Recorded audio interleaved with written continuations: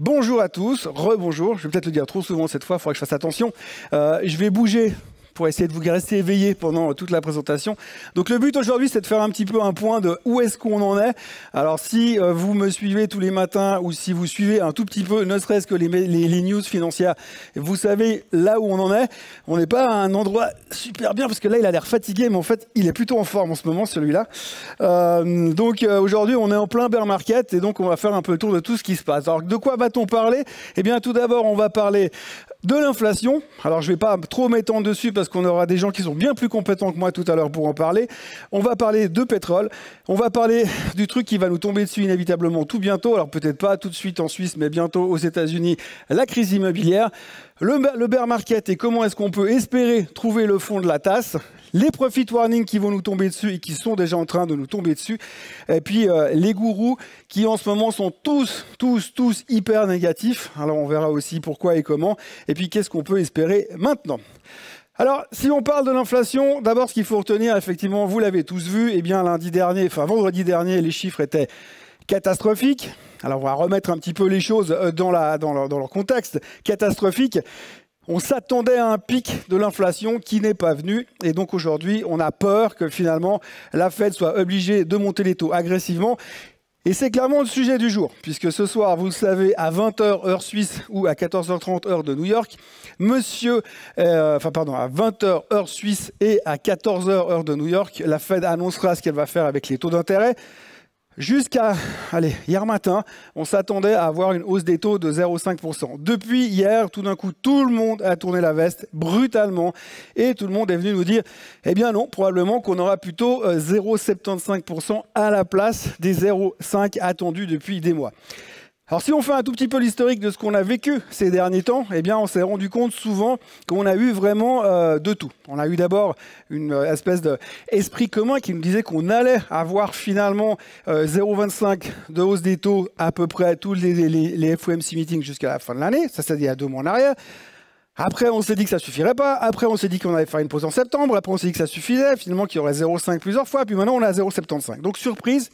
Attendu aujourd'hui, en majorité, 0,75% de hausse sur les taux pour casser les pattes arrière, pour stopper cette inflation qui aujourd'hui est devenue totalement ingérable du côté américain. Donc, la grande question, c'est ce qu'on veut voir maintenant, c'est un pic. Aujourd'hui, on a vu que l'inflation annualisée américaine était à 8,6, qui est au record de plus haut depuis 40 ans. Avant 8,5, qui était en mars, le plus haut. Et puis, maintenant, on aimerait juste avoir... Je pense à un 8,2, on serait déjà super content. Et pour l'instant, on ne voit pas ça. Et donc, on a besoin de voir ce côté, on va dire, amélioration qui, pour l'instant, ne vient pas. Ensuite, on aura le pétrole. On a le pétrole qui a un gros problème. Et ça, on en parlera aussi dans le deuxième sujet avec un spécialiste. Aujourd'hui, tout le monde est d'accord que ça ira beaucoup plus haut. Mais ça reste un gros facteur et un gros point noir au niveau de l'inflation qui reste un danger pour le marché. Alors, étonnamment, on en parle peu dans les marchés aujourd'hui, mais de ma petite expérience, chaque fois qu'on passe au-dessus des $100 sur le pétrole, eh bien on dit qu'on rentre dans un risque récessionniste aux États-Unis. Alors ça, soudainement, on en parle beaucoup moins, mais ça commence à être un problème. On a vu que l'autre jour, quand on a passé de 119 à 120, on a commencé à s'inquiéter un petit peu par rapport à cet effet pétrolier qui pouvait être un problème et qui commence à nous réveiller le fait que si ça continue comme ça, on pourrait bien être en récession. On se rend compte aussi que la hausse des taux ne suffit pas aujourd'hui, parce que la hausse des taux aux États-Unis, c'est toujours la même chose, c'est comme un paquebot. Comme un paquebot qui rentre dans un port, s'il arrive à 30 km/h et puis qu'il ne s'arrête pas 5 km avant, il s'écrase dans le port. Et alors du coup, il y a une espèce d'effet d'inertie qui fait qu'aujourd'hui, si on veut avoir un effet sur l'inflation, il faut que cette hausse des taux fasse son temps, qu'il prenne le temps, qu'il y ait un effet derrière. Et ce n'est pas parce que vous montez les taux aujourd'hui que demain, à plus d'inflation. Il y a quand même un besoin d'avoir une certaine inertie. Et c'est là où on se retrouve dans une situation compliquée parce que pour l'instant, on n'a pas encore vu l'effet de cette inertie malgré les 0,75 points de hausse que les Américains ont fait et malgré les annonces que nous font Madame Lagarde, comme quoi eux, attention, ils vont monter de 0,25 mais d'un coup, comme ça, au mois de juillet. Ça ne suffira pas non plus, mais ça, ils le verront seulement en septembre. Et puis, maintenant, qu'est-ce qu'on va attendre ce soir par rapport à l'inflation? De nouveau, donc je vous l'ai dit, 0,75%. Alors, ça devrait être globalement attendu. La surprise serait tout d'un coup d'avoir une hausse de 1%, tout le monde serait complètement scotché par rapport à ça. Mais vraiment, on attend de voir ce qui va être annoncé, mais surtout ce que M. Powell va dire. On va être très très attentif aux mots, parce qu'aujourd'hui, on n'a plus que ça sur quoi on arrive à se rattraper, c'est les mots finalement, et d'essayer de comprendre où est-ce qu'ils veulent nous amener et qu'est-ce qu'on va pouvoir faire de ces mots. Qu'est-ce qu'il veut dire, qu'est-ce qu'il veut nous dire? Est-ce qu'il va monter 0,75 maintenant, puis encore une fois en juillet, puis encore une fois en septembre? On ne sait pas. Donc du coup, maintenant, on essaie d'avoir des informations. Il faut savoir quand même que, historiquement parlant, à chaque fois qu'on a des communications qui viennent des banques centrales, on fait très attention à ce qu'ils disent. Des fois, vous changez juste une virgule et ça peut changer finalement la photo globale du marché. Donc aujourd'hui, on va être très attentif à ça. Et puis, les alternatives de M. Powell, quelles sont-elles? Il n'a pas le choix. Il n'a pas le choix. Parce que si on regarde, ça représente assez bien ce dessin-là. En fait, aujourd'hui, M. Powell, s'il monte les taux de 50 points de base, on va lui dire, bah oui, mais si tu vas pas assez vite, tu vas laisser l'inflation s'en aller. Puis quand l'inflation elle sera partie au galop, tu n'arriveras plus à la rattraper. Puis là, on va être très très mal. Et s'il monte de 75 basis points, on va dire, oh là, mais tu vas déclencher une récession, puisque si l'inflation commence à être trop forte, forcément, et puis que la croissance économique baisse derrière, on leur monte les taux, finalement, on a une récession, il y a tout qui s'arrête, et ça ne va pas nous arranger non plus. Donc en fait, il a le pire métier du monde. Parce que quoi qu'il fasse, de toute façon, il va se faire engueuler ce soir. Ça, c'est une certitude, et les gens ne seront pas contents. Donc il y a bien des chances que ça risque de baisser, mais de nouveau, comme on est dans le monde merveilleux de la finance, comme je le dis souvent, eh bien, la problématique aujourd'hui, c'est que, oui, ça devrait baisser. Mais comme on a baissé tellement en amont, on peut se demander est-ce qu'on n'est pas en train de trouver un fond. Donc en fait, c'est de nouveau la même chose, on est toujours en train de chercher la réponse à nos questions et on ne les a pas forcément. Alors est-ce qu'on a anticipé? Est-ce qu'on a encore une dernière jambe à faire sur ce marché baissier? Quel est le fond et où est-ce qu'on peut aller? C'est la grande question. Donc, une des problématiques qu'on voit aujourd'hui, c'est que le 10 ans ne cesse de monter. Et puis encore, quand j'ai fait cette présentation que j'ai dû rendre lundi après-midi, j'ai pas eu le temps d'avoir le chart qui était mis à jour. Mais le 10 ans est déjà à 3,40 maintenant. Donc ça continue de monter. Et ça laisse supposer que tout le monde s'attend donc à une hausse des taux de plus en plus sévère, de plus en plus rapide. Mais après, qu'est-ce que ça aura comme conséquence sur les marchés? On le verra ensuite. On viendra sur les graphiques tout à l'heure. Le pétrole. Alors le pétrole, c'est assez rigolo parce que c'est un animal assez spécifique et Milan Thomas vous en parlera mieux que moi tout à l'heure. Mais c'est quelque chose qui finalement, souvenez-vous, il y a 2 ans en arrière, en plein Covid, plus personne voulait stocker du pétrole. On a même réussi à avoir des futurs en négatif. C'est-à-dire que les gens vous payaient pour prendre du pétrole. Ce n'est pas tout à fait ce qui se passe à la pompe à essence en ce moment, ça serait même plutôt l'inverse. Donc du coup, pendant toute cette période, on a eu un stress parce qu'on pensait que le pétrole ne remonterait plus jamais. Et pendant toute la période où le pétrole est remonté, on se disait oui, mais ça ne va pas durer. Et puis finalement, ça continue de monter. Et puis personne n'a vraiment cru à la remontée du pétrole. Personne n'a vraiment cru au fait que la consommation était toujours très présente. Personne n'a vraiment cru sur le fait que finalement l'extraction se fait de moins en moins. Évidemment, personne n'avait vraiment prévu la guerre en Ukraine, forcément, heureusement d'ailleurs. Mais du coup, aujourd'hui, vous avez tout le monde. Absolument tout le monde qui vient que vous dire évidemment le pétrole il va plus haut, c'est une certitude. Alors on a entendu JP Morgan qui a annoncé 140, on a entendu Goldman Sachs il y a 2 jours qui a annoncé 160, on a entendu Trafigura ce week-end qui a annoncé 150, voire même beaucoup plus. Il parle de hausse parabolique. Alors j'ai regardé ce que ça veut dire parabolique sur internet, ça fout les jetons. Après, le problème dans tout ça, si vous voulez, c'est qu'il y a une chose que j'ai appris dans les marchés, donc je ne suis pas là pour vous dire où va le pétrole, parce qu'on aura un spécialiste après qui, lui, vous dira ce qu'il en pense.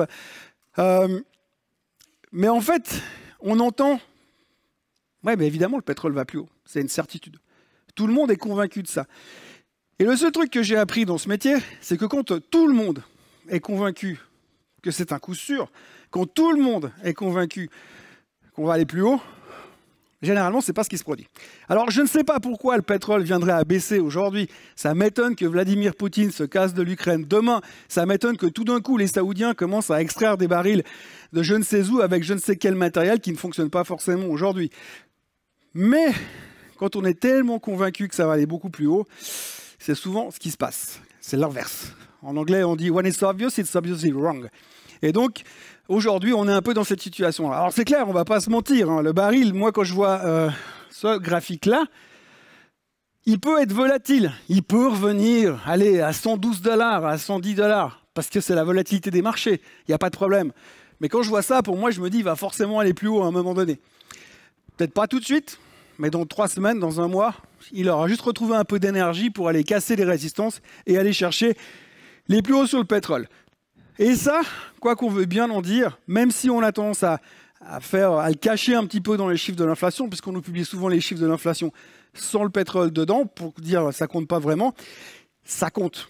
Ça compte tout simplement. Après, je ne vais pas vous apprendre, pour ceux qui ont une voiture thermique, pour ceux qui ont une Tesla, vous pouvez sortir. Et pour ceux qui ont une voiture thermique, eh ben, quand vous allez faire le plein, forcément, ça commence à coûter cher. Aux États-Unis, ils n'ont pas l'habitude de payer l'essence aussi cher que nous, on la paye. Mais ça devient un sacré problème quand même, globalement. Donc, il ne faut pas négliger cette hausse du pétrole.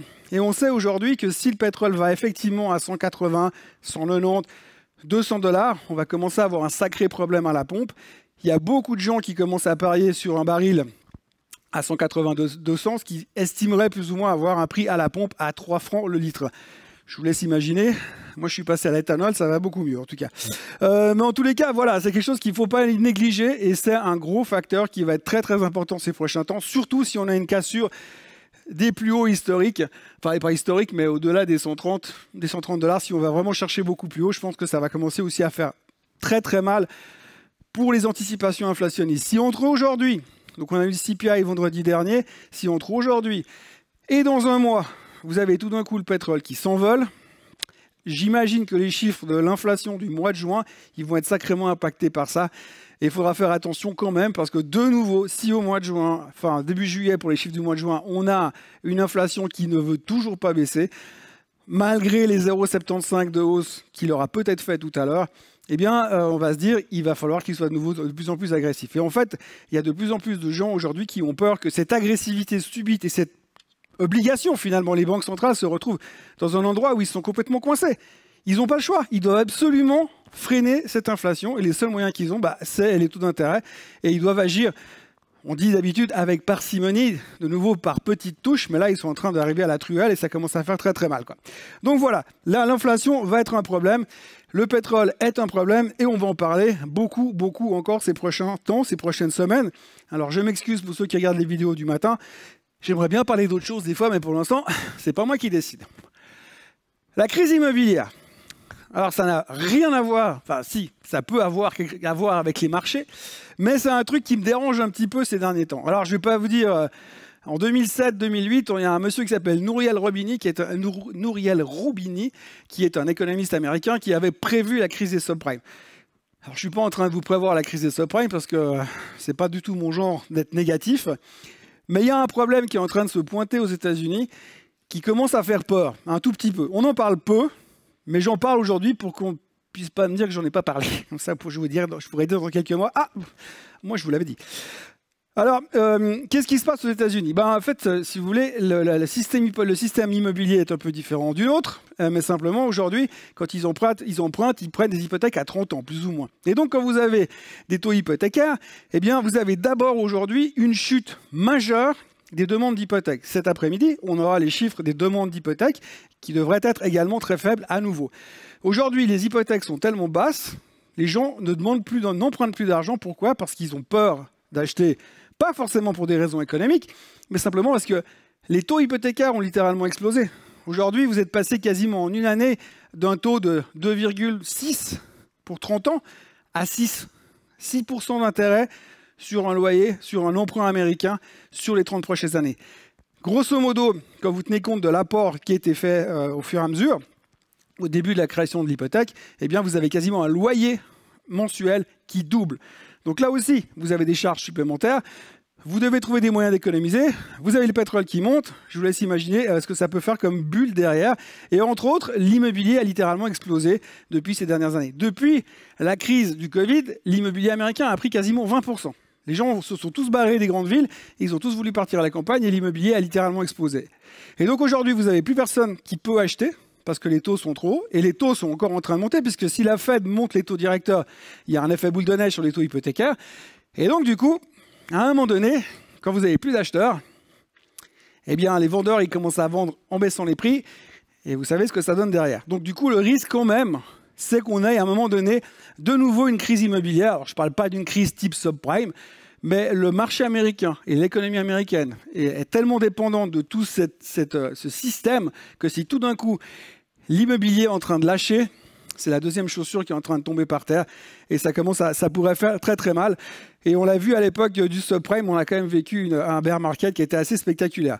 Un indicateur assez intéressant, si vous vous souvenez, il y a un an à peu près, un an, on s'excitait tous parce que le lumber, donc le bois, c'est les planches que vous achetez pour fabriquer des maisons, avaient littéralement explosé en mai l'année dernière.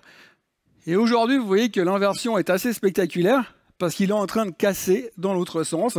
Plus personne n'en veut. Plus personne n'en veut puisqu'il n'y a plus d'emprunts hypothécaires, les gens ne demandent plus d'emprunts, ils n'osent plus acheter, donc forcément, il y a moins de demandes et le bois est en train de baisser. Et ça, c'est un premier indicateur qui fait peur. Alors aujourd'hui, on n'a pas obligé de sortir en courant de la salle pour aller vendre vos portefeuilles. Vous avez de toute façon les applications Swissquote qui vous permettent de le faire. Mais ce qu'il faut dire, c'est que quand même, il faut garder ça en tête. Ça peut être quelque chose qui peut nous tomber dessus aussi ces prochains temps. Alors, on est donc en bear market. Ça, on l'a entendu. Ça fait des semaines qu'on est en bear market sur le Nasdaq. Ça, on a presque l'habitude parce que c'est tellement volatile que les gens sont même plus surpris. Mais depuis lundi dernier, on est en bear market sur le S&P 500.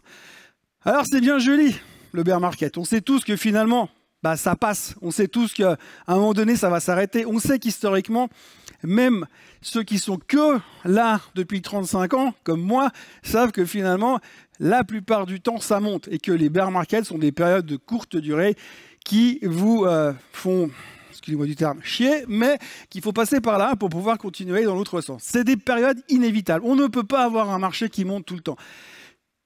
Enfin, s'il y en a un qui a réussi à faire ça, il s'appelait Madoff, mais bon, après, c'était une autre histoire. Bref, donc du coup, ce qu'il faut bien comprendre dans un bear market, c'est que ça arrive. Il faut vivre avec ça. On ne peut pas simplement se dire « Non, moi, je veux prendre que les parties des marchés qui montent parce que c'est beaucoup plus drôle. » Alors, je suis d'accord avec vous, c'est beaucoup plus drôle, mais ce n'est pas comme ça que ça marche.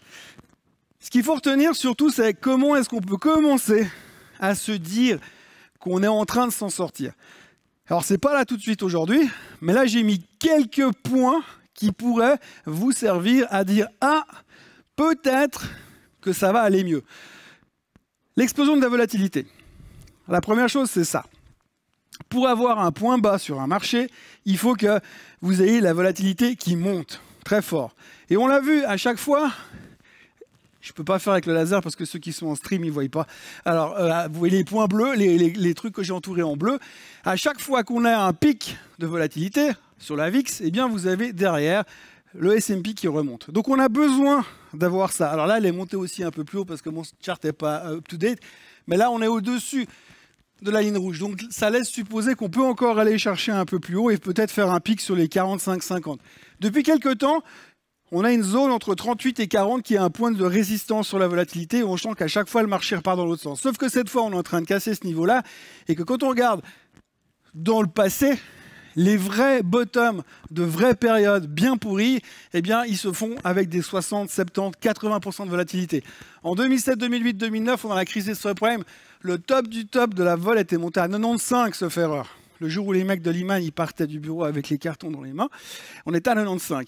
Et puis, en 2020, avec notre ami le Covid, eh bien là aussi, on a fait un pic de volatilité et c'est ce qui nous a permis de trouver finalement ce point bas. Aujourd'hui, on n'y est pas encore, mais c'est un point qu'il faudra surveiller. La deuxième chose, c'est une augmentation de l'angoisse et de la peur qui montre que tout le monde se protège. On a eu ces derniers temps des marchés qui ont beaucoup baissé. Et ce qui était assez frappant pour ceux qui suivent les marchés de près, c'est que finalement, vous avez cette phase où les gens se disent « Non, moi je ne vendrai pas parce que ça finira toujours par remonter un jour. » Et puis, c'est vrai, ça finit toujours par remonter un jour. Simplement, le marché nous teste et va nous chercher jusqu'où on peut craquer. C'est un peu fouiller à l'intérieur de la blessure pour voir si ça fait vraiment mal. Et quand on voit que c'est en train de craquer vraiment, à ce moment-là, eh bien, on se dit que ça peut avoir un vrai danger. Et aujourd'hui, on voit que les gens, depuis 2-3 jours, on commence à flipper. On commence à avoir les premières réactions de « j'en ai marre », ça fait que de baisser, quand c'est que tu crois que ça va remonter. Bref, j'ai mangé avec quelqu'un hier à midi qui m'expliquait justement qu'il fait beaucoup de crypto-monnaies. J'ai mangé avec lui il y a 6 mois en arrière. Il m'expliquait comment j'étais débile de ne pas faire de la crypto-monnaie. Puis j'ai mangé avec lui hier. Et là, du coup, il me demandait, mais quand c'est que ça va remonter? Donc on commence à avoir cette zone de craquage. Ça, c'est aussi des points importants. Il y a un truc qui s'appelle le put-call ratio. Quand on a vraiment des trucs hyper négatifs, eh bien, les gens commencent à faire monter plus de put contre les calls. Donc, du coup, ça veut dire que ça commence à paniquer. Ça, c'est un point positif parce que quand tout le monde est protégé, eh bien, ça baisse plus. Et c'est là qu'on commence à faire des bottoms. Ensuite, on a une faillite.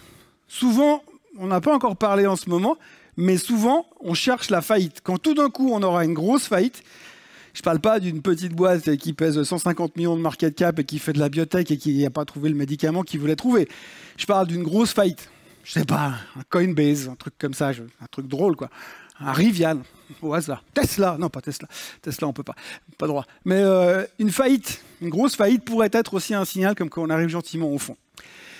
Et puis, quand 30% des titres de référence, alors ça fait beaucoup, hein, mais ça fait grosso modo, quand 150 des plus gros titres du S&P 500 commencent à traiter de nouveau au-dessus de la moyenne mobile des 200 jours, ça veut dire que la tendance de fond est en train de changer.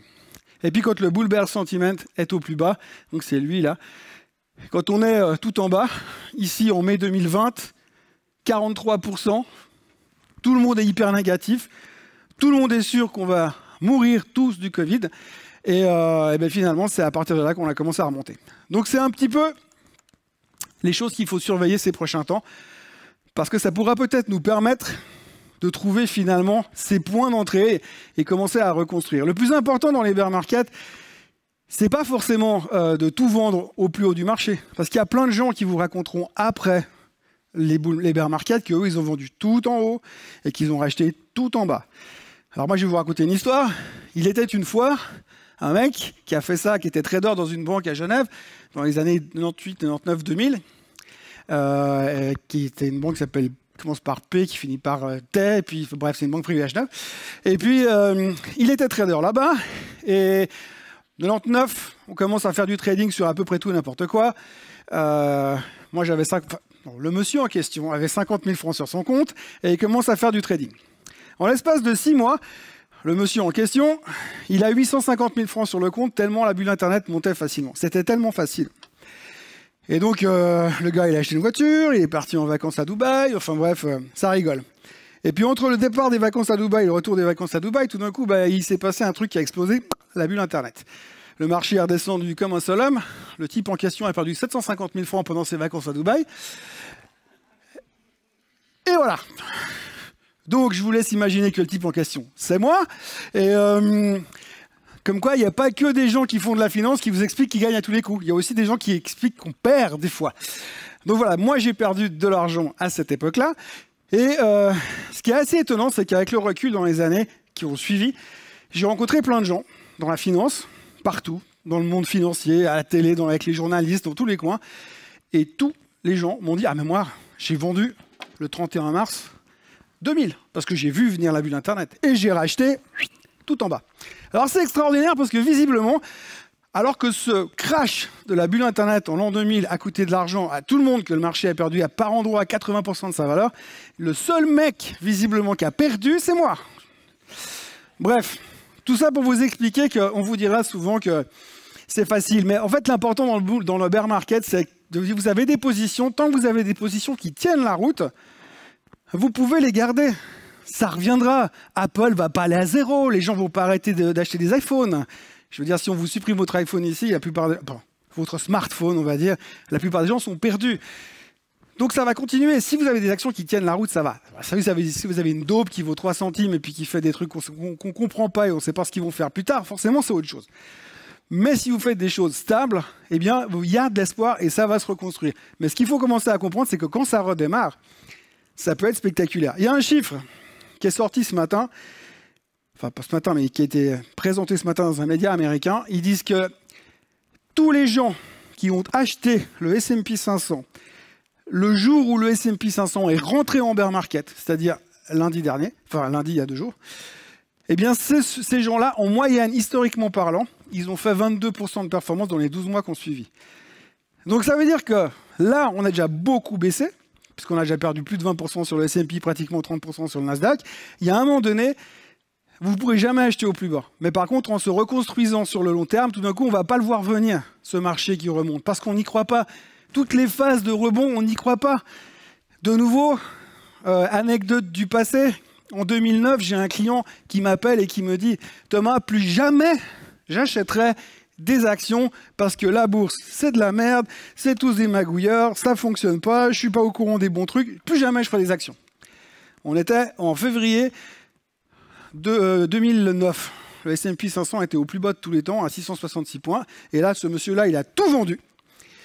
Et il a mis à peu près une année pour revenir. Mais sauf que durant cette année-là, le marché l'avait déjà repris quasiment 60%. Donc du coup, voilà, il y a des moments, des fois, on ne va jamais être capable d'acheter au plus bas de tous les temps. Mais il faut y penser quand même. Donc du coup, surveillez un peu ces indicateurs ces prochains temps. L'avalanche des profit warnings à venir. On ne va pas s'éterniser là-dessus, mais ce qui est assez intéressant à voir aujourd'hui, c'est que ces derniers temps, tout le monde est en train de corriger les expectations. Tout le monde dit « Ah, attention, ça va être très compliqué ces prochains mois ». C'est clair que le gars qui me dit aujourd'hui, 15 juin 2022, ça va rigoler jusqu'à la fin de l'année, il est fou furieux par rapport à ce qu'on connaît comme données. Donc aujourd'hui, eh bien, la plupart des sociétés, intelligemment, qu'est-ce qu'ils font? Ils viennent dire « Attention, ça va être compliqué ». Donc du coup, les analystes, ils revoient tout à la baisse, ils corrigent les attentes, ils sont beaucoup plus tolérants. Et donc du coup, au prochain trimestre, qu'est-ce qui va se passer? Si les gars ils font une performance moyenne, eh bien ils vont quand même se rendre compte que finalement, eh bien, il y a quand même de l'espoir. Parce que les gars, ils auront simplement fait le même principe que quand vous devez sauter... faire du saut en hauteur. C'est un truc que j'ai jamais réussi à faire. Peut-être à cause de mon poids, je sais pas. Mais en fait, quand vous faites du saut en hauteur, si vous mettez une barrière à 80 cm de haut, pour passer en dessus, ça va. Quand on vous met une barrière ici, pour passer en dessus, c'est plus compliqué. Pour certains, voire impossible. Enfin, pour moi, en tout cas, c'est impossible. Alors, du coup, quand vous avez une société qui publie un résultat, si vous lui mettez des attentes super élevées, eh ben, ça va être compliqué. Par contre, tout le monde a baissé ses attentes parce que tout le monde a vu faire des profit warnings, l'avantage, c'est que ce sera plus facile plus tard. Donc ça, c'est un amortisseur aussi. Et d'ailleurs, on le voit. Aujourd'hui, eh bien, c'est assez étonnant parce que depuis 2 semaines, on a des profit warnings sur... Merci de me réhydrater. On a des profit warnings sur Microsoft, sur Target, et les titres ne baissent pas. Alors bon, Target, il s'était fait secouer avant, donc c'est pas un problème, mais Microsoft ne baisse pas. Alors que normalement, d'habitude, quand on a des trucs pareils, le marché se fait démonter. Donc quelque part, ça veut dire quoi? À mon sens, ça veut dire qu'on est en train d'essayer de tester le fond de la tasse, voir où est-ce qu'on va s'arrêter, est-ce qu'on a encore l'espoir de toucher le fond quelque part. Maintenant, il y a aussi une avalanche de gourous qui sont arrivés récemment dans les médias. Alors, les gourous, vous savez que j'adore ces gens-là, les gourous, les analystes, les stratégistes. Eh bien, les gourous sont arrivés en grand nombre ces temps pour nous dire que ça allait être très, très, très compliqué. Là aussi, vous vous souvenez de la théorie du coup sûr, quand aujourd'hui, tout le monde vient vous dire que ça va se péter la figure, qu'on va rentrer en récession, voire pire, que la fin du monde approche, eh bien souvent c'est aussi qu'on arrive gentiment quelque part au fond de la tasse. Attention, je ne dis pas qu'on est en train d'arriver et qu'on y est, je dis simplement que ce côté ultra négatif qu'on nous vend, il faut toujours faire attention. Le premier, c'est monsieur Michael Burry. Michael Burry, c'est le gars qui est le personnage principal de The Big Short, le film, qui a vu venir la crise des subprimes, qui a gagné beaucoup d'argent sur les subprimes. Monsieur Michael Burry, il faut quand même savoir qu'il a été juste en 2008-2009, mais depuis, il est beaucoup moins juste. Il a fait 2-3 coups d'éclat, mais par contre, il déteste Tesla. Par exemple, ça fait le mec, il est short sur Tesla depuis $180. Forcément, à 750, c'est beaucoup moins drôle. Il a beaucoup d'entre-gens. Il est très très négatif, et aujourd'hui il est très très négatif, mais ça ne veut pas dire qu'il a raison. Mais néanmoins, aujourd'hui il dit c'est comme regarder le crash d'un avion, c'est sans pouvoir rien faire, et le marché qui est en train de s'effondrer. Monsieur Grantham, nous sommes dans une super bulle. Alors Monsieur Grantham, il est extraordinaire, c'est un grand hedge fund manager, économiste, stratégiste américain. Le mec, il est faux depuis 5 ans. Il vient tout le temps dire qu'on va se péter la figure, mais il l'a dit 10% plus bas, il l'a dit 15% plus bas, il l'a dit 25% plus bas, et il vient le dire maintenant encore. Pourquoi il aurait raison? J'en sais rien, mais en tout cas, ça fait un négatif de plus. La Fed bluffe. Ça, c'est David Einhorn. Il pense que l'inflation ne va pas disparaître comme ça. Alors ça, on verra ces prochains jours. Mais David Einhorn, pareil, il est bearish depuis des mois. Druckenmiller, le bear market continue et il y aura une récession en 2023. Ok, bah fine. Aujourd'hui, c'est assez évident qu'une récession devrait se produire. Maintenant, est-ce que vraiment ça va poser un problème? Est-ce que le marché a déjà pricé cette récession? On n'en sait rien. On sait qu'aujourd'hui, si on devait tirer des traits et puis essayer de faire des calculs, on dirait oui, bah, la récession, ça amènerait le marché vers 3400 points. Donc on a déjà anticipé pas mal de choses. Ok, donc il enfonce un peu des portes ouvertes. Nous nous dirigeons vers une récession, mais il y aura des opportunités. Alors ça, c'est super. Alors ça va baisser, peut-être ça montera, ou bien ça fera rien. Je sais pas, mais en tout cas, il va se passer un truc. Voilà, ça c'est de l'information, merci. Les 4 cavaliers de l'apocalypse sont tous arrivés en même temps. Peste, famine, guerre et mort. On les a tous eus. Ben voilà. En gros, on va tous mourir. Donc si on pense que c'est ça, ben moi je vais m'acheter du terrain et je vais commencer à faire de l'agriculture. Bio, si possible. Mais parce que, bon, ça c'est de nouveau des communications hyper négatives. Mais voilà. Après on a la récession est inévitable de Fitzpatrick et ces conditions me rappellent aucune de celles que j'ai vécues. Ok. Comme on ne sait pas trop ce qu'il a vécu, ça ne peut pas dire grand-chose non plus. Mais enfin bref, ce que je veux dire, c'est que de nouveau, dans cette tendance de marché, de nouveau là où nous sommes, on arrive à des zones où finalement, eh bien, on sait d'abord, on n'a aucune idée de ce qui va se passer, mais quand il y a tout le monde qui vient nous dire qu'on va y passer, on a aussi des signaux comme quoi ce bear market, il va quand même finir par se terminer un jour. On sait que finalement, ça peut durer. On sait que la durée moyenne d'un bear market, c'est 18 mois. La question, c'est de savoir à partir de quand est-ce qu'on va comptabiliser un bear market. On dit en général qu'il faut commencer à compter depuis le top historique, et puis quand on a fait 20%, c'est le début du bear market. Mais la date de début, c'est au top historique. Donc on peut déjà dire que quelque part, on a déjà pris plus ou moins 6 mois de bear market. Donc il ne reste plus si longtemps que ça à tenir. Maintenant, un bear market, ça ne veut pas non plus dire que ça baisse 10% tous les mois. Ça peut aussi descendre, puis à un moment donné, arrêter de descendre, consolider, se reconstruire. Donc on va essayer d'être un peu positif, hein, parce que moi, je ne vais pas non plus me trimballer tout le temps celui-là. Donc on va essayer d'avoir un peu le côté positif dans tout ça. Néanmoins, qu'est-ce que l'on peut essayer de prendre comme point de référence? Alors, je vous l'ai dit tout à l'heure, on peut fixer des objectifs bas pour le S&P 500. On dit 3400, c'est la moyenne mobile des 200 jours. Si vous regardez sur le long terme, je ne sais pas si je l'ai là, oui voilà. 3400, là on ne la voit pas parce que c'est en daily, mais si on prend un graphique en weekly, eh bien vous avez la moyenne mobile des 200 jours qui passe par les 3400. Vous la voyez ici, la ligne jaune. Alors là, on est en 87, 90 et 96, c'est pas important, mais vous voyez que c'est très très très rare qu'on passe à travers. C'est des niveaux qui tiennent d'habitude. Elle passe aujourd'hui par les 3400. Récemment, ces 15 dernières années, on est passé 2 fois à travers. Plusieurs fois, en fait, non, plus que 2 fois. 2019, c'est quand M. Powell a dit qu'il ne ferait plus rien pour aider les marchés, puis il a tourné la veste. 2020, Covid, et avant, subprime. Mais autrement, très très rarement en dessous.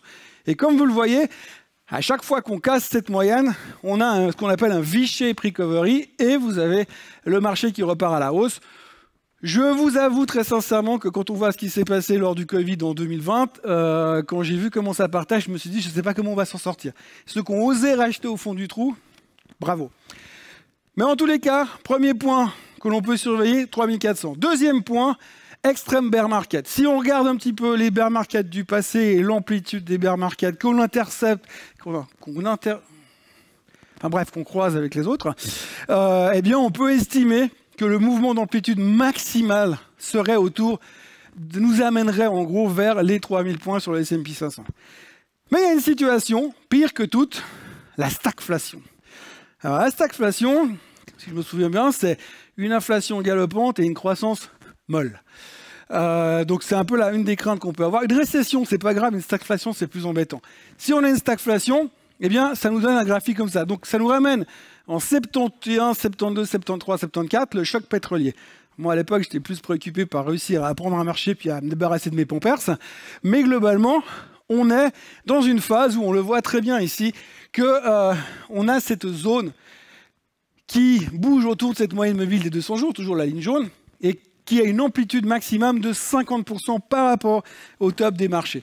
Et ça nous amènerait donc à un target à 2250 sur le S&P 500.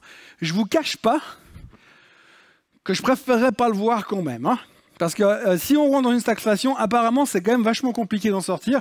Il n'y a que monsieur Vogel à l'époque qui avait réussi à trouver les moyens, mais qui avait fait monter les taux à 20%. Donc je ne suis pas sûr que si les taux américains montaient à 20%, on le prendrait bien maintenant. En gros, on devrait aller quelque part en direction des 3000 et trouver un fond par là, en espérant que, d'après ce qu'on voit, ce qu'on lit, et tout ce qu'on entend, ben on a bien raison de penser ce qu'on pense d'habitude déjà, mais en plus, on a vraiment l'impression qu'on va peut-être trouver quelque chose par là autour. On va penser positivement. Néanmoins, on peut quand même espérer voir des vraies paniques ces prochains temps. Et puis, on peut aussi essayer de voir surtout plus loin que les 12 prochaines minutes. Et ça, j'aimerais vraiment insister là-dessus parce que aujourd'hui, on a un marché qui est devenu bourré d'informations sans arrêt, tout le temps, des opinions sans arrêt, tout le temps. Et on ne prend même plus le temps finalement d'écouter ces informations, de les analyser et d'en prendre conscience. Ce qu'il faut voir, c'est que finalement, gagner de l'argent, ça ne se fait pas en 5 minutes. Et créer un patrimoine, ça ne se fait pas en 25 minutes. Monsieur Warren Buffett a été interviewé il y a quelques temps sur CNBC et il disait, le journaliste lui disait, mais je ne comprends pas parce que vous avez une stratégie qui fonctionne dans le temps. On sait, le mec, il a commencé avec 3 000 $ dans les années 50, il pèse 109 milliards. Ça doit marcher quelque part. Pourquoi les gens ne se contentent pas simplement d'investir avec lui, puisqu'on peut le faire, ou de le suivre?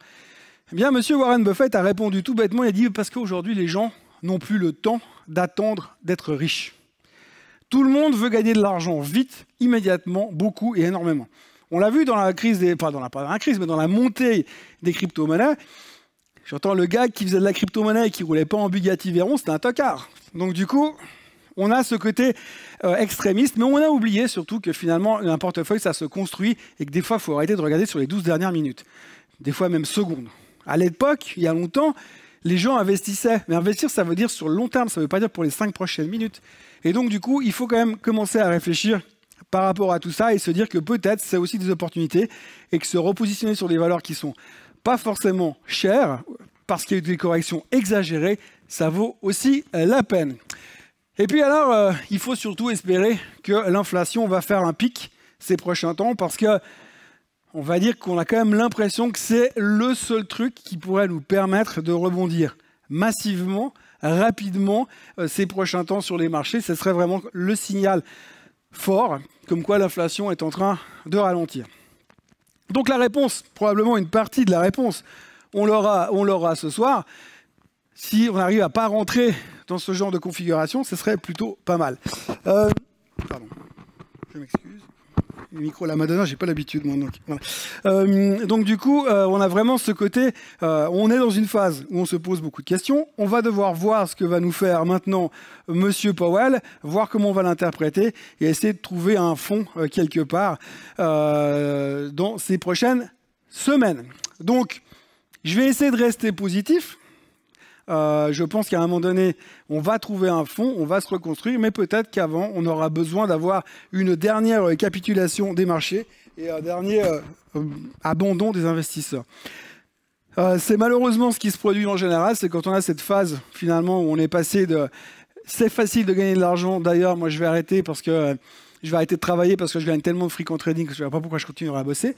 Et tout d'un coup, je perds de l'argent à tous les coups. J'aimerais juste revenir aussi sur une autre anecdote.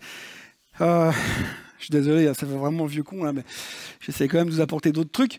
En l'an 2000, toujours, oui, j'ai été très marqué. J'ai passé beaucoup de temps en thérapie pour m'en sortir, d'ailleurs, mais j'étais très marqué par l'an 2000. Et d'ailleurs, je pourrais vous faire 5 heures de conférence juste avec mes anecdotes sur l'an 2000. Alors, faites attention quand même. À cette époque-là, je prenais des cours de golf. Alors j'ai arrêté, je vous rassure, mais je prenais des cours de golf. Et donc j'avais un prof de golf qui m'expliquait, qui essayait de faire quelque chose avec moi. Et franchement, je suis meilleur sur des skis qu'avec un club de golf, mais peu importe. Et donc ce monsieur-là, après quelques mois d'entraînement, il vient vers moi et puis il me dit « Écoute Thomas, je suis désolé, mais je vais arrêter de donner des cours de golf parce que je change de métier. » Je dis « Ok, tu vas faire quoi ?»« Ah ben, je deviens trader. » « Ok, mais tu as une expérience là-dedans ?» Non, mais là, j'ai des copains qui m'expliquent, puis on a monté une boîte de trading, et puis là, on se lance à notre compte, et ça va aller très bien. Et donc, il est parti, là, on était en mars, début mars 2000. Et donc là, monsieur arrête de faire du golf et il monte sa boîte de trading. Et puis donc, le marché monte jusqu'à la fin du mois de mars. Et puis à la fin du mois de mars, c'est la Tribune de Genève qui publie un immense article « Comment investir dans le Nasdaq et devenir très riche ?» Top de la bulle. Le marché se fait défoncer derrière. Passe avril, mai, juin. Puis fin juin, j'ai un numéro qui m'appelle. Salut, tu te souviens de moi? Je suis ton prof de golf. Si jamais je suis dispo cet été. Voilà, tout ça pour dire qu'effectivement, il y a des phases qui font que tout d'un coup, ça paraît facile, mais on est obligé de passer par des phases difficiles avant que ce soit de nouveau facile. Voilà ce que j'avais à vous dire aujourd'hui. Je pense quand même qu'on va encore se faire beaucoup secouer ces prochains temps. C'est inévitable, ça fait partie de ce genre de phase de marché. Mais on dit qu'il y a un autre truc qui paraît que c'est après la pluie, le beau temps. Je crois que ça marche plutôt pas mal. Donc il faut être aussi patient et puis il faut être assez discipliné dans ce qu'on fait et essayer de reconstruire sur le long terme et profiter peut-être des exagérations qu'on aura à l'époque. Maintenant, d'après mon timing, j'ai 15 minutes pour répondre à vos questions, si vous avez des questions. Là, je vais commencer tout de suite avec une question que j'ai sur l'écran ici. On constate aujourd'hui que le pétrole baisse. Alors oui, il faut le dire vite parce qu'il ne baisse pas beaucoup non plus. Doit-on prendre ça comme une prise de profit? Vous savez, les marchés, quand ils baissent, ce n'est pas forcément des prises de profit. Ça peut être plein d'autres choses derrière. Et il ne faut pas croire non plus que les gens qui vendent aujourd'hui le pétrole à 120 $, c'est des gens qui l'ont acheté à moins 35 il y a 2 ans en arrière et qui ont juste attendu le bon moment pour vendre. Donc une prise de profit, c'est simplement vous qui déterminez à quel moment vous avez décidé de vendre quelque chose. Et vous prenez vos profits parce que vous gagnez 10%, 15%, 20%. Et je ne pense pas que la baisse du pétrole aujourd'hui, elle est due à quoi que ce soit lié à des prises de profit. Aujourd'hui, il y a des mécanismes au niveau du pétrole qui sont bien au-dessus de nos têtes et sur lesquels on n'a absolument aucun pouvoir. D'ailleurs, Milan Thomas, qui sera là tout à l'heure, pourra vous en parler probablement beaucoup mieux que moi. Et donc, du coup, forcément, il y a des mouvements qui sont un peu au-delà de nos compétences. Donc là, il ne faut pas croire que 2 $ de baisse, c'est une prise de profit. Mais pour l'instant, je ne suis pas en train de me prendre la tête là-dessus. Il y a d'autres problématiques qui font qu'il y a un coussin de support au niveau du pétrole qui fait qu'à mon avis, on n'est pas prêt de baisser tout de suite quand même. Si ce n'est le fait que tout le monde est d'accord avec le fait que ça va continuer à monter. Ce qui m'inquiète toujours un peu. Si tout est en baisse, où passe l'argent des investisseurs? Ça, c'est la question ésotérique. Forcément, vous achetez un titre à 100. Vous le vendez à 80, vous avez perdu 20 $. Il y a le gars qui vous le rachète, il l'achète à 80, il le revend à 60, il a aussi perdu 20 $. Alors on se dit que quelque part il y a quelqu'un qui doit gagner. Non, c'est simplement que vous avez le prix d'une valeur de quelque chose qui diminue. Je sais pas, ça disparaît comme ça au milieu de nulle part. C'est simplement les marchés qui se dégonflent, la valorisation du total des marchés qui disparaît et l'argent n'est pas transféré de main à main. Le gars qui vous a vendu les Microsoft, enfin votre action que vous avez achetée à 100 $, qui vous l'a vendue à ce moment-là, peut-être que lui, il a acheté autre chose à côté et qui perd aussi 20 ou plus. Donc, ce n'est pas forcément une explication très claire, mais l'argent diminue parce que la valeur des biens en général, la valeur des actions diminue et que forcément, vous avez une conséquence derrière. Ce n'est pas de main à main, puis vous avez les méchants qui gagnent et les gentils qui perdent. Ce n'est pas comme ça que ça fonctionne. C'est juste que l'argent se redistribue et diminue parce que les valorisations sont en baisse. 13 minutes 52 de questions. Monsieur. Attendez, on va vous apporter des micros parce que avançons dans l'âge, j'entends plus très bien non plus. Donc voilà. Bonjour. Est-ce que vous pensez que les valeurs technologiques sont en phase de correction long terme par rapport à d'autres valeurs, les valeurs technologiques qui étaient choyées par le marché ces dernières années? Est-ce qu'il y a une correction plus long terme par rapport à d'autres secteurs? Est-ce que vous faites la différence entre les valeurs technologiques du type Apple, Microsoft, Amazon avec les hyper technologiques type Nvidia qui se sont fait défoncer plus qu'elles? Vous faites la différence entre les deux là? Non, je ne fais pas de différence entre ça. Vous mettez tout dans le même panier? Oui. Ok. Alors aujourd'hui, je pense que oui, elles sont dans une correction. Parce qu'on dit à moins 30, à moins 20, à moins 10%, c'est une correction, à moins 20, c'est un bear market. Donc elles sont dans une correction, toutes. La techno est dans une correction, le Nasdaq est en baisse de quasiment 30%. Donc oui, on est dans une phase de correction. Trouver le fond de la tasse sera très compliqué. Maintenant, moi, je n'ai pas fait des grandes études. J'ai arrêté neurochirurgie assez tôt, j'ai arrêté économie assez tôt. Mais tout ce que je sais, c'est que l'économie n'est pas une science exacte. Et donc, c'est toujours un peu difficile de trouver les points à quel moment, tout d'un coup, la mentalité change. Ce qu'il faut quand même essayer de comprendre, donc moi, je reste très logique par rapport à ça. Aujourd'hui, si vous regardez un petit peu la technologie, on nous dit « Ouh, la technologie, c'est fini !» Ok, donc plus de téléphone, plus de PC, plus de caméra, plus de streaming, plus rien qui fonctionne au niveau technologique parce que c'est fini. Non, la technologie, elle évolue. Si on regarde où on était en l'an 2000, où on parlait déjà de technologie, on a eu un effondrement technologique parce qu'on appelait des boîtes, excusez-moi, des boîtes de merde, qui vendaient rien, qui ne gagnaient pas de pognon et qui inventaient des trucs et qui changeaient de nom. Je m'appelais Bouffe pour Chien, maintenant je m'appelle bouffepourchien.com. Paf, 400% de hausse. Non, on appelait ça une technologie, c'est pas une technologie. Ça, c'est une escroquerie. Mais si on regarde aujourd'hui une valeur technologique, Microsoft, une Nvidia, une Apple ou d'autres plus petites, elles gagnent de l'argent, contrairement à ce qu'on avait en l'an 2000. Donc on est dans une phase de correction parce qu'on a eu ce déséquilibre entre croissance et valeur. Aujourd'hui, les gens se sont débarrassés des boîtes de croissance, donc la techno, momentanément parce que les taux remontent, mais quand on aura fini le cycle de hausse des taux, la technologie repartira. La personne qui me dit « moi, j'investirai plus jamais dans une boîte de technologie parce que c'est fini », mais c'est fini quoi? Donc on retourne à l'âge de pierre. Alors si c'est ça, c'est notre théorie. Mais ça, il faut demander à Vladimir Poutine. Je pense qu'on est dans une phase de correction, mais c'est une phase. C'est comme un cycle de bear market. Autre question. J'ai quelqu'un ici. Vous ne marchez pas sur mon ours. Alors, oups là. Peut-être à deux doigts de C'est une correction aussi. Ouais, ça c'est une super correction. Je pars du principe que les marchés financiers sont en quelque sorte pourris, et excusez-moi de ce terme, c'est peut-être un peu réducteur, mais enfin bref, ça m'amène à ma question. Je me pose fondamentalement la question de savoir pourquoi tout d'un coup tous ces gourous sortent du bois pour nous dire qu'on va tous mourir, pour reprendre vos termes, et qu'est-ce qu'ils attendent, quel est le comportement qu'ils attendent des investisseurs, parce que je suis persuadé qu'ils attendent un certain comportement, une certaine réaction du marché en sortant du bois. Alors, je suis assez d'accord avec vous parce que je pense que je sais pas, je n'irais pas dire que les marchés sont tous pourris, un petit peu seulement. Mais je pense qu'effectivement aujourd'hui on vit une phase d'hyper-information. Le nerf de la guerre, c'est clairement l'information. Alors on dit toujours il y a des lois très claires au niveau de l'information. Vous devez être tenu au courant, ça va être publié au même moment que tout le monde doit être tenu au courant de ce qui se passe. Mais on se rend compte qu'il y a toujours des gens qui sont plus égaux que les autres. Donc oui, si on part sur ce principe-là, le marché est pourri. J'ai écrit mon premier roman qui est basé là-dessus. donc forcément, c'est un peu cette réflexion-là. Oui, les marchés sont pourris. Aujourd'hui, les gourous, ils viennent à la télé, à la radio, sur YouTube, ils créent des chaînes sur Swissquote. Non, ils viennent vous dire... On attend, si on regarde un petit peu dans le passé, c'est ça, c'est la mémoire de l'investisseur est super courte. Donc on voit ces derniers temps, mais depuis des années, que finalement, ces gens-là, ils viennent dire tout et n'importe quoi, à réflexion. Tout ça pour dire, oui, mais je vous l'avais dit. Parce que si vous dites tous les jours, c'est l'histoire de Pierre et le loup, si vous dites tous les jours, on va tous mourir, enfin en tout cas, on va tous mourir, mais le marché va se péter la figure, si vous le dites tous les jours sur CNBC, il y a forcément un jour, vous aurez raison.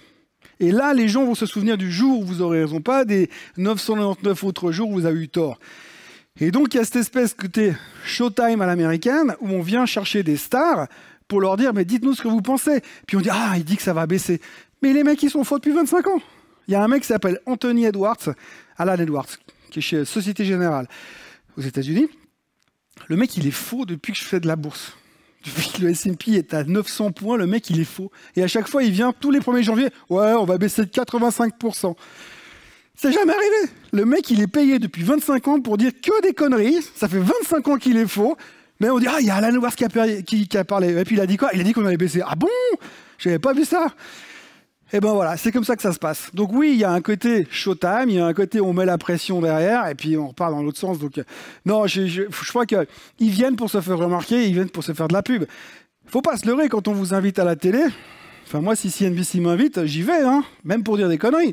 C'est une autre question. Par contre, vous prenez pas beaucoup de risques à dire à peu près tout et n'importe quoi. Là, on entend parler de ce qu'ils disent aujourd'hui, mais on sait très bien que si demain ça rebondit, les gars, on aura oublié ce qu'ils disent. Il y a un monsieur qui s'appelle Mark Faber, qui est un Suisse immigré maintenant en Thaïlande, qui était trader aux États-Unis et qui a un méga bearish depuis la nuit des temps. Son site s'appelle Dr Gloom Doom and Boom. Et puis le logo en haut, c'est des squelettes. Donc c'est hyper tendance, quoi. Ça donne une ambiance tout de suite. Et donc le gars, je le croise dans une présentation, je discute avec lui, puis je dis mais tu penses quoi des marchés? À l'époque, on était à 1500 sur le S&P 500. Et il me dit le marché va pas 30%, on va à 1000. Ok. Une année passe, je le revois dans une même présentation, au même endroit l'année d'après à Genève, et le gars me dit le marché était à 2500. Puis j'ai dit tu penses quoi des marchés? Il va perdre 30%. J'ai dit mais 30%, on va se retrouver là où on était l'année passée, où on devait déjà perdre 30%. Puis il me dit ouais, ben, c'est pour ça que ça va baisser. J'ai dit mais en fait tu t'es gouré l'année passée, tu te gourres cette année, puis c'est gouré la troisième année aussi. Puis la troisième année, je lui dis mais ça fait 3 ans que tu me dis qu'on va perdre 30%, et depuis on a fait 300% de hausse quasiment. Toi tu fais quoi? Moi je suis longue. Ah bah attends. Et il me dit ça s'appelle du hedge. Donc je dis à tout le monde qu'on va se péter la figure, moi j'achète le marché. Si j'ai tort, ben je gagne de l'argent parce que le marché il monte. Et puis si j'ai raison, je pourrais dire j'avais raison. Puis il ira faire des conférences à 300 000 balles de l'heure. C'est ce que je suis payé ici pour une heure. Non, je rigole. Oui. Enfin, je vais prendre ceux qui sont dans la salle déjà. Et puis après, j'aurai plus beaucoup de temps, mais on trouvera moyen d'y répondre.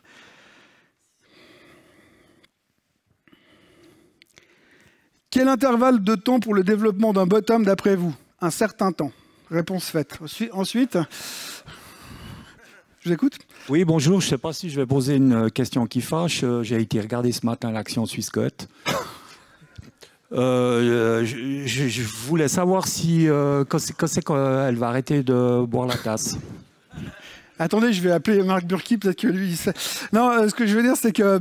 Non, bon, d'abord, dans la finance, on n'a pas le droit de donner des informations sur l'employeur chez qui vous travaillez.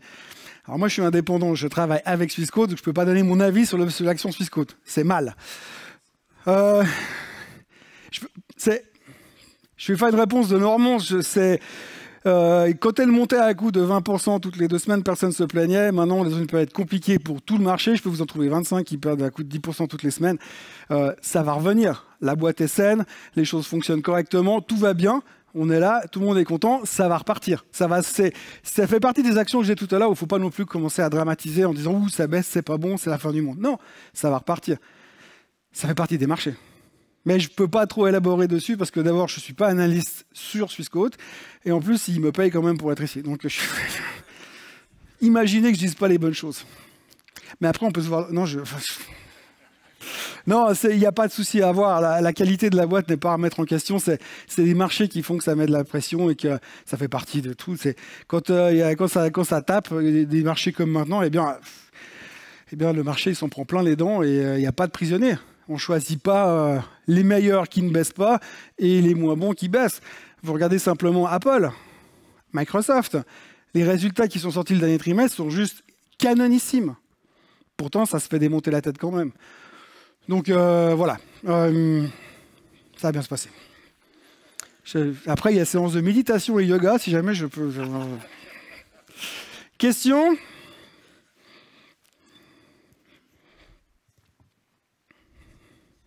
Moi, j'avais acheté du mazout en mars 2020, donc une grosse quantité, parce que j'ai la chance d'avoir une grosse citerne.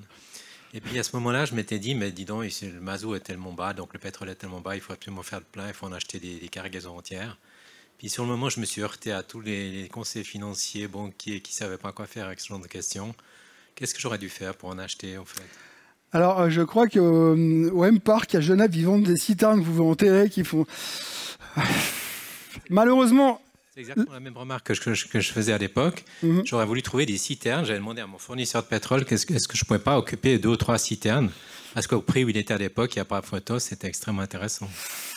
Oui, que faire? Le problème, c'est que pour acheter le pétrole, c'est toujours une problématique technique, alors indépendamment du physique, je veux dire, parce qu'il faut quand même pouvoir le stocker. Mais si on peut le faire, on peut toujours trouver des solutions.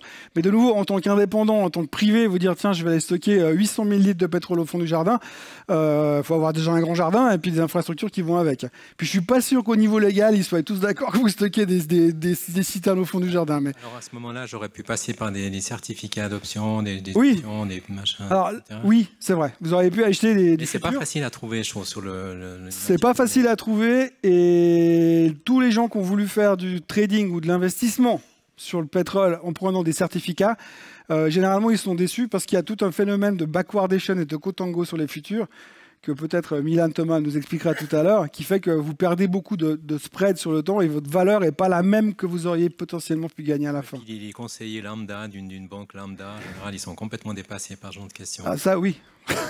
Ça oui, mais oui. Je veux dire, le problème c'est que si on parle des conseillers lambda, pas que j'ai un truc contre eux, c'est qu'ils ne sont pas formés pour faire face à ce genre de questions. Et là aussi, c'est une évolution du marché, une évolution d'Internet qui fait que les gens sont mieux formés, mieux informés. Quand moi, j'ai commencé ma carrière de trader, advisor, etc., les gens à qui je parlais sur les clientèles étrangères, c'était des gens qui, par exemple, au Brésil, c'était des gens qui travaillaient la terre, qui avaient des plantations, mais des mecs qui avaient vraiment vécu dans les plantations. Et donc, 20 ans plus tard, ils ont transmis leur fortune à leurs enfants qui, eux, ils ont fait Harvard. Donc, ils sont 10 fois mieux formés que moi, techniquement. Donc, la discussion que vous avez par rapport à ça, on va se buter par rapport à quelque chose qui ne joue pas. Parce que souvent, dans les banques moyennes ou grandes, ils ont les produits, ils ont tout ce qu'il faut comme produit, mais les types dominent pas du tout le sujet. Bon, ça, c'est une autre question. Mais je veux dire, les produits d'après, moi, j'avais acheté 2-3 varons, mais c'était Goldman Sachs qui les vendait. Donc automatiquement, là, on ne maîtrise plus l'aspect coût parce que c'est des grosses boîtes, puis surtout moi, Goldman Sachs est très connu pour avoir des frais dithyrambiques. Je ne dis rien non plus là. Je ne travaille pas pour eux, mais je ne veux pas rentrer dans le débat parce que ça va prendre du temps. Mais vous avez raison. Les produits étaient là, il suffisait de les sortir, d'être un peu créatif et d'imaginatif, ce qui manque beaucoup dans la finance d'ailleurs, je trouve. Le problème, c'est que malheureusement, le système bancaire dans les grandes banques, moi j'en viens des grandes banques, c'est un système qui est relativement sclérosé et qui met du temps à se mettre en marche et à fonctionner correctement. Et le problème, c'est que pour former, 8000 conseillers à la clientèle sur tout un pays, c'est compliqué et ça prend beaucoup trop de temps et pour pas assez d'argent. Oui, puis je discutais avec un conseiller d'une banque privée. Il me disait non, nous on fait du long terme, on travaille à 15-20 ans, on ne va pas commencer à rentrer dans des trucs de ce style. Donc ça commence à fermer beaucoup de portes, quoi. C'est clair. Mais d'où les plateformes Swissquote, vous pouvez faire tout seul. Voilà. J'imagine qu'il y a encore d'autres questions, mais comme après, de toute façon, il y a toute l'après-midi, la pause, l'apéro, ensuite, on aura le temps d'en reparler. Moi, je suis obligé de faire la transition, de tenir encore 20 secondes en me plan jusqu'à que ça sonne et puis qu'il y ait pas la cloche, mais le générique de fin. Donc voilà, en gros, ce qu'il faut retenir, c'est qu'on est dans un bear market, que les choses pourraient se compliquer encore un petit peu avant d'aller un peu mieux, mais que la grande question à laquelle il faut répondre, c'est l'inflation, et c'est ce dont on va parler immédiatement.